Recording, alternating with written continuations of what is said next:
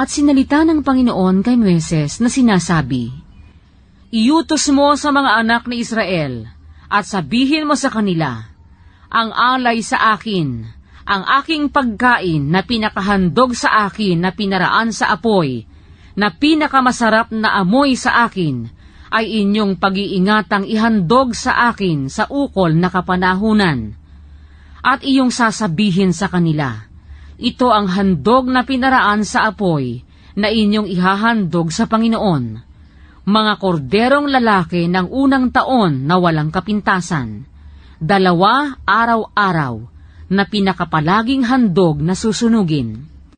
Ang isang kordero ay iyong ihahandog sa umaga, at ang isang kordero ay iyong ihahandog sa paglubog ng araw. Ang 10 bahagi ng isang epa ng mainam na harina, na pinakahandog na harina, na hinaluan ng 4 na bahagi ng isang hin ng langis na hinalo, isang palaging handog na susunugin, na iniyuto sa bundok ng Sinai, na pinakamasarap na amoy, handog sa Panginoon na pinaraan sa apoy. At ang pinakahandog na inumin niyaon ay ang 4 na bahagi ng isang hin sa isang kordero. Sa dakong banal, magbubuhos ka ng handog na inumin na pinakamainam na alak para sa Panginoon. At ang isang kordero ay iyong ihahandog sa paglubog ng araw, gaya ng handog na harina sa umaga, at gaya ng handog na inumin niyaon ay iyong ihahandog, isang handog na pinaraan sa apoy, na pinakamasarap na amoy sa Panginoon. At sa araw ng Sabat ay 2 korderong lalaki ng unang taon na walang kapintasan, at 2 ikasampung bahagi ng isang epa ng mainam na harina, na pinakahandog na harina na hinaluan ng langis, at ang handog na inumin niyaon. Ito ang handog na susunugin sa bawat Sabat, bukod pa sa palaging handog na susunugin, at ang inuming handog niyaon. At sa mga pasimula ng inyong mga buwan, ay maghahandog kayo ng handog na susunugin sa Panginoon, 2 guyang toro, at 1 tupang lalaki, 7 korderong lalaki ng unang taon na walang kapintasan, at 3 ikasampung bahagi ng isang epa ng mainam na harina, na pinakahandog na harina, na hinaluan ng langis, para sa bawat toro, at 2 ikasampung bahagi ng mainam na harina, na pinakahandog na harina, na hinaluan ng langis, para sa 1 tupang lalaki, at 1 ikasampung bahagi ng mainam na harina, na hinaluan ng langis, na pinakahandog na harina, para sa bawat kordero. Pinakahandog na susunugin, na pinakamasarap na amoy, handog sa Panginoon na pinaraan sa apoy. At ang magiging handog na inumin ng mga yaon ay kalahati ng 1 hin ng alak sa toro, at ang 3 bahagi ng 1 hin ay sa tupang lalaki, at ang 4 na bahagi ng 1 hin ay sa kordero. Ito ang handog na susunugin sa bawat buwan, sa lahat ng buwan ng taon.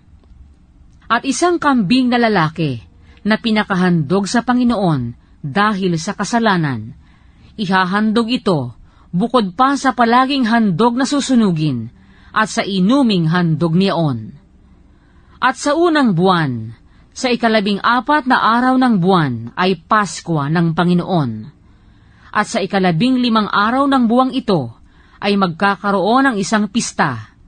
7 araw nakakain kayo ng tinapay na walang lebadura. Sa unang araw ay magkakaroon kayo ng isang banal na pagpipisan. Huwag kayong gagawa ng anumang gawang paglilingkod, kundi maghahandog kayo sa Panginoon ng isang handog na pinaraan sa apoy, na pinakahandog na susunugin, 2 guyang toro at 1 lalaking tupa, at 7 korderong lalaki ng unang taon na mga walang kapintasan. At ang handog na harina ng mga yaon, na mainam na harina, na hinaluan ng langis, 3 ikasampung bahagi ang inyong ihahandog para sa 1 toro, at 2 ikasampung bahagi para sa tupang lalaki, at 1/10 ang iyong ihahandog para sa bawat kordero sa 7 kordero. At 1 kambing na lalaki na pinakahandog dahil sa kasalanan upang itubos sa inyo. Inyong ihahandog ang mga ito, bukod pa sa handog na susunugin sa umaga, na pinakapalaging handog na susunugin. Ganitong paraan ihahandog ninyo araw-araw sa loob ng 7 araw, ang pagkain na handog na pinaraan sa apoy, na pinakamasarap na amoy sa Panginoon. Ihahandog ito, bukod pa sa palaging handog na susunugin, at sa inuming handog niyaon. At sa 7 araw, ay magkakaroon kayo ng isang banal na pagpipisan. Huwag kayong gagawa ng anumang gawang paglilingkod. Gayon din sa araw ng mga unang bunga, na paghahandog ninyo ng isang bagong handog na harina sa Panginoon sa inyong pista ng mga sanglinggo, ay magkakaroon kayo ng isang banal na pagpipisan. Huwag kayong gagawa ng anumang gawang paglilingkod, kundi kayo maghahandog ng isang handog na susunugin na pinakamasarap na amoy sa Panginoon. 2 guyang toro, 1 tupang lalaki, at 7 korderong lalaki ng unang taon. At ang handog na harina ng mga yaon, na mainam na harina, na hinaluan ng langis, ay 3/10 para sa bawat toro, 2/10 sa 1 tupang lalaki, 1/10 sa bawat kordero, sa 7 kordero, 1 kambing na lalaki upang itubos sa inyo. Bukod pa sa palaging handog na susunugin, at sa handog na harina niyaon, ay inyong ihahandog ang mga yaong mga walang kapintasan sa inyo, at ang mga inuming handog ng mga yaon.